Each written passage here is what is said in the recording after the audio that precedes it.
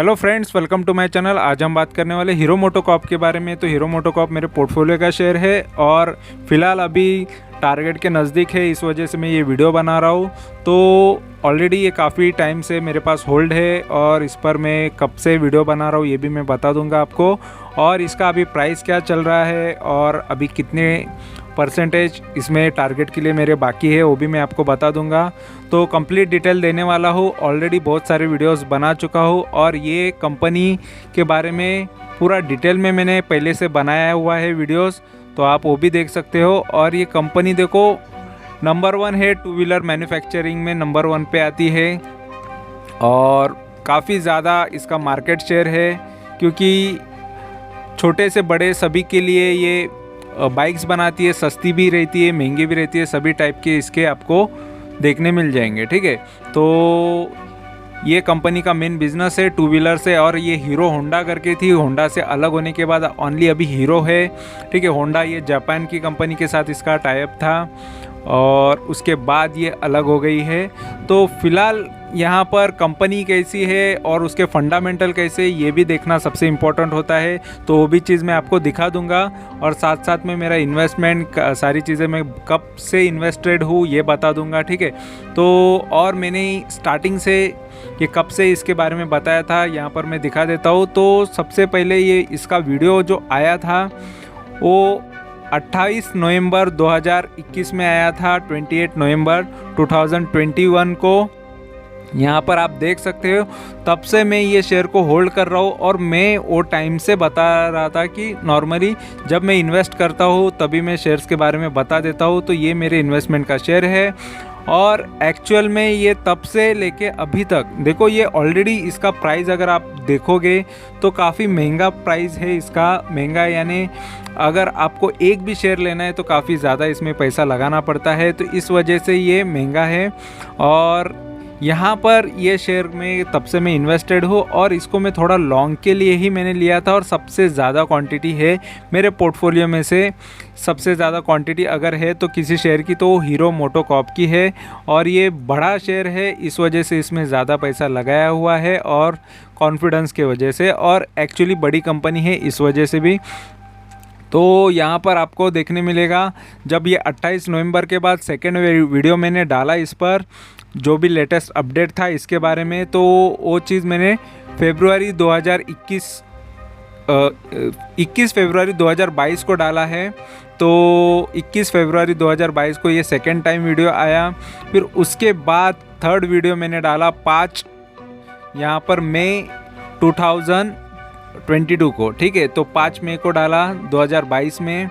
तो ये third video है। लेटेस्ट रिजल्ट्स वगैरह जो भी फंडामेंटल चीज़ें थी वो मैंने इसमें बता दी थी।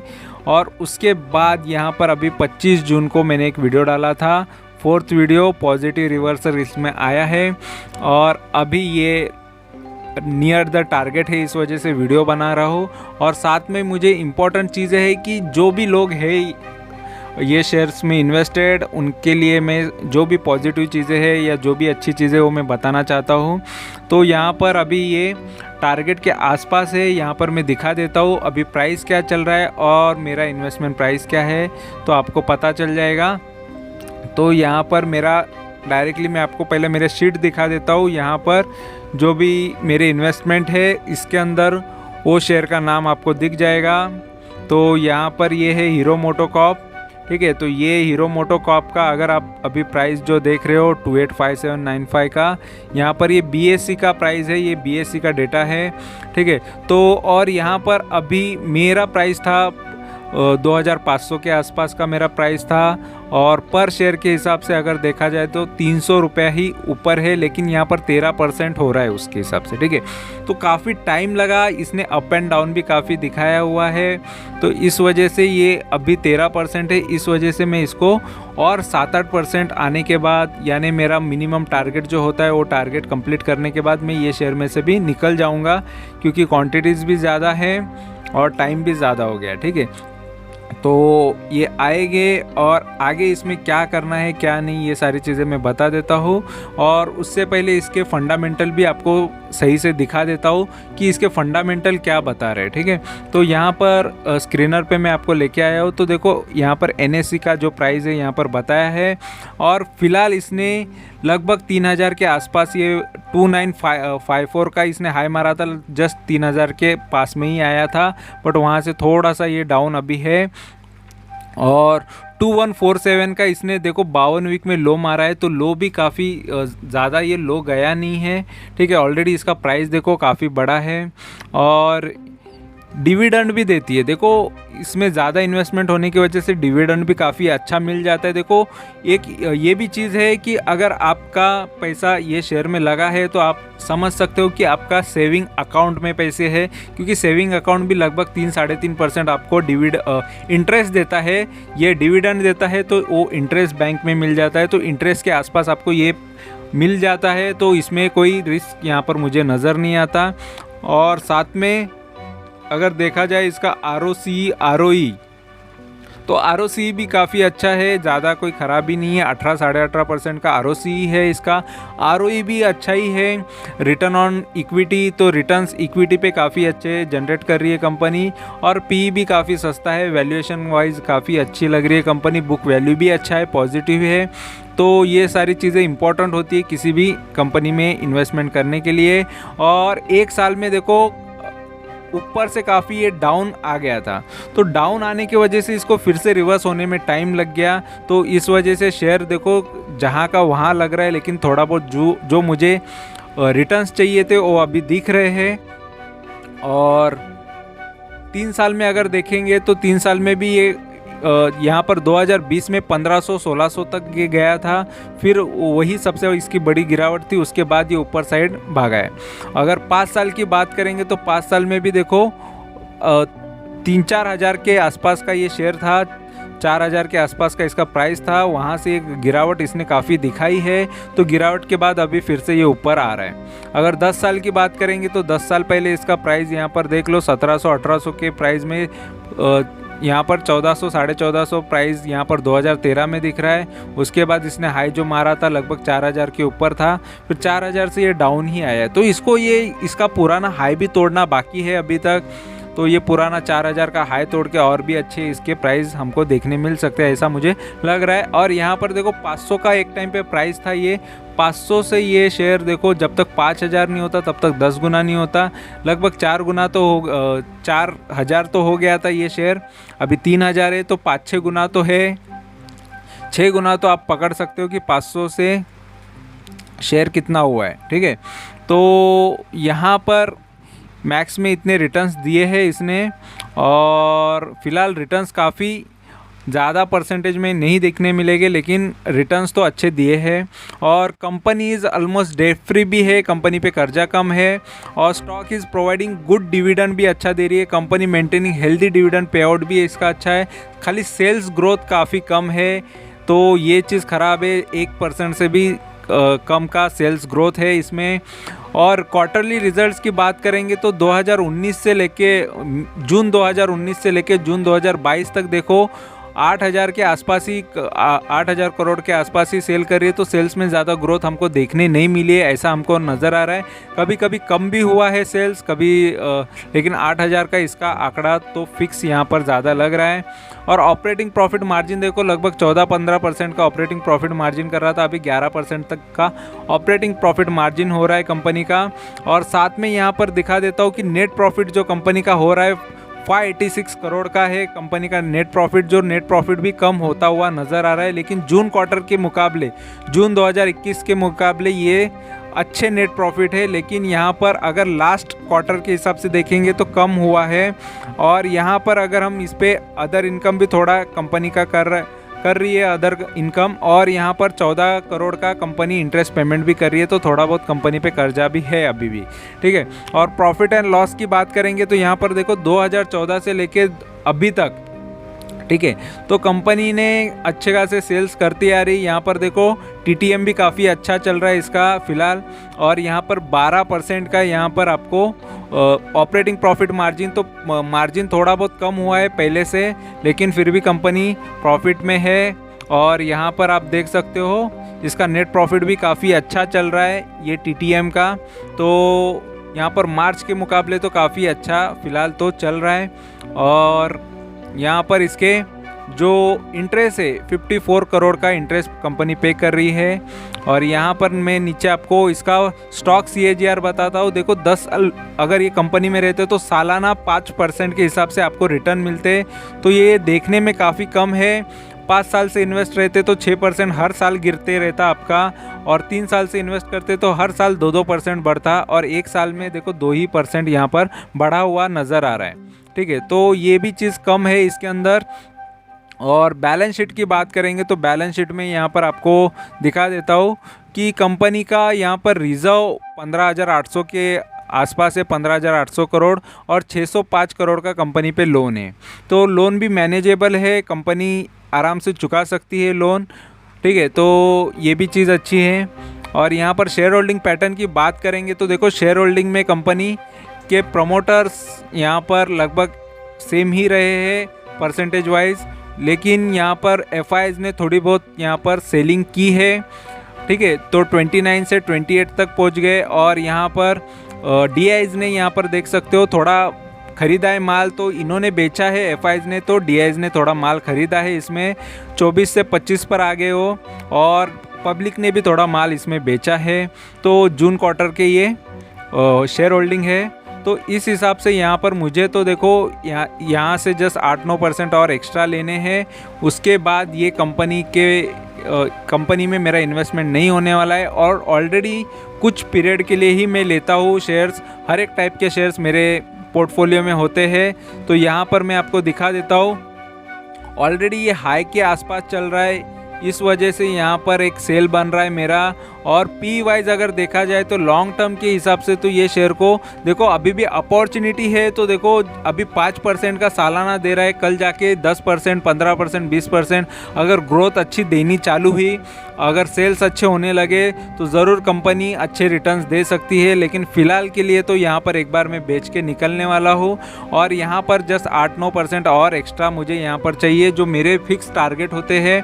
और यहाँ पर मैं बता देता हूँ जितने भी प्रॉफिट लिए हैं मैंने, यहाँ पर सारे वीडियोस मैंने डाले भी है, और कुछ कुछ बाकी भी रहेंगे, तो वो वीडियोस भी आते रहेंगे। तो यहाँ पर किसी का कमेंट आया था कि मैंने D-Dev प्लास्टिक बेचा है, तो गलत हो गया। ऑलरेडी देखो गलती यहाँ पर बेचने के बाद अफसोस करता नहीं हूँ मैं मोस्ट ऑफ, क्योंकि यहाँ पर आपको मैं दिखा देता हूँ कोई शेयर देखो मैंने रिलायंस इंफ्रास्ट्रक्चर मैंने बेचा, उसके बाद भी 100% के आसपास वो आगे बढ़ा।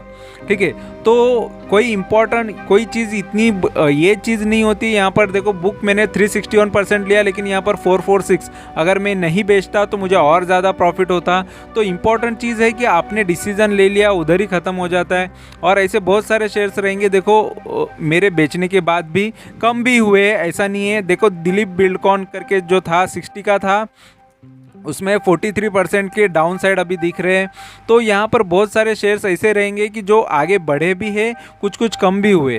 तो अफसोस कभी नहीं मानना चाहिए। देखो इसमें तो मैंने जस्ट 23 या 24% लिया था।